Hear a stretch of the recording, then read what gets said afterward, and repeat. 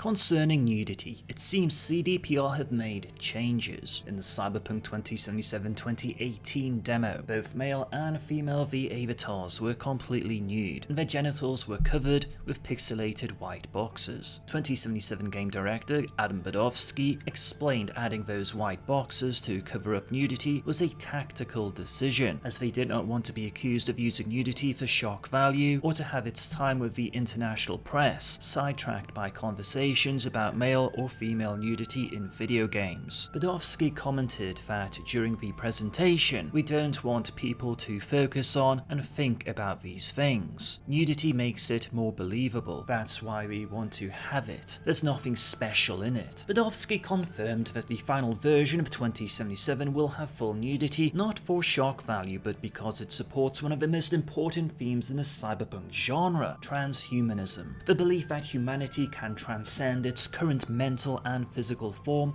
with the help of technology. Players will have to successfully negotiate what it means for them personally to become transhuman, and one of the pieces of imagery 2077 plans to use is nudity. Nudity is important for us because of one reason, Badovsky said. This is cyberpunk. So people augment their body. The body is no longer sacrum, it's profanum. Because people modify everything, they are losing their connection to the body, to the meat. And that's why we need to use the nudity in many situations. In reference to when V attempts to save Sandra Dorset from the scavenger gang, Badovsky explains that you see that there are bodies in the tub and you need to take care of this woman. But at the same time, Sandra Dorset is augmented. She is not clean. Maybe she is augmented too much. Maybe the humanity level is low in her. The first scenes involving Major Mutko Kusanagi in the Ghost in the Shell movie show the same aspect, because where is the sacrum and where is the profanum? In a world where you can simply modify yourself to such limits that it makes you a different kind of person. It's one of the most important themes in cyberpunk as a genre. 1 year later, for the gameplay presentation at E3 and Gamescom 2019, both versions of V were no longer naked. Perhaps this might represent a change in CDPR's modus operandi, given that during the Witcher era they even collaborated with Playboy magazine for a Triss Merigold cover. On the topic of customizing V's gender, Martha Yonkers, 2077 senior concept artist, explained that you don't choose your gender anymore, rather you now choose a body type. CDPR wants you to feel free to create any character you want. You choose your body type and have 2 voices, one male sounding and one female sounding, provided by Gavin Dreyer and Jeremy Lay. You can mix and match. CDPR want to give people the freedom to make their own character and play the way they want to play. The topic of sexuality was recently referenced via an in-game advertisement featuring a transgender model promoting the Chromanticure drink. It has the words 16 flavors you'd love to mix underneath the image. Kasia Radushik, art director for Cyberpunk 2077, disclosed that the intention behind the artwork was to reflect the dystopian state of a cyberpunk world in the grip of omnipresent,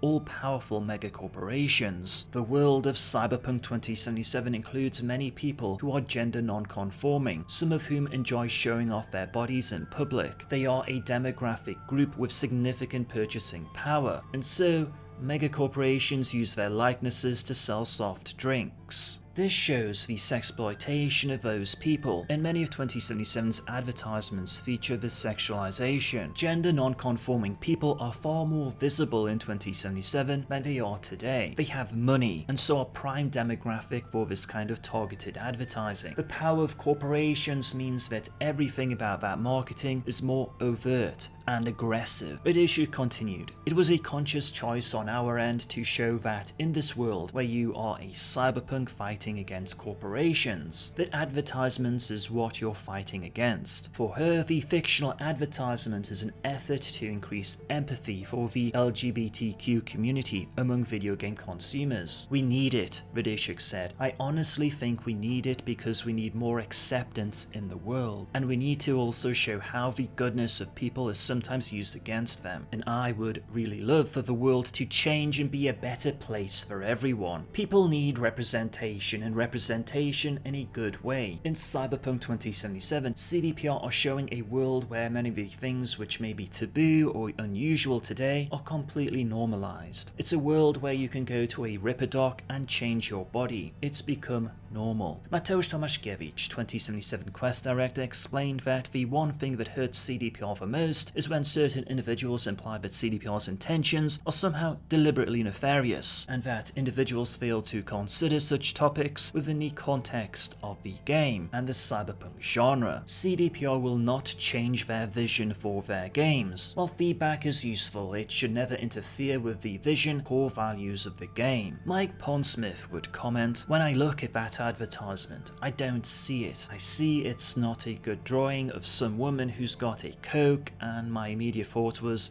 you know, it's a bad ad. But as far as I know, it's supposed to be a bad ad. It's not supposed to be a good ad. What I know is people have brought a lot of interpretations to what we're doing, positive and negative, and they're going to do that, and that's sort of inherent, not just in whatever we do, but also in the nature of cyberpunk. It's like people arguing about representation of various groups. When I represent people in cyberpunk, they are from every walk of life, in every single place, and I'm not exactly taking a time clock to see who's there. I ask, does this reflect the world that I see, or that I think probably should be out there? And particularly the world and street, that should be a very complex, open world, because the street doesn't have room to pick sides and differentiate. The problem is, at a certain point, there will be no way or right answer if somebody comes at it with their interpretation. There will be mine and theirs. And there are going to be people who say, you need to be doing this about it.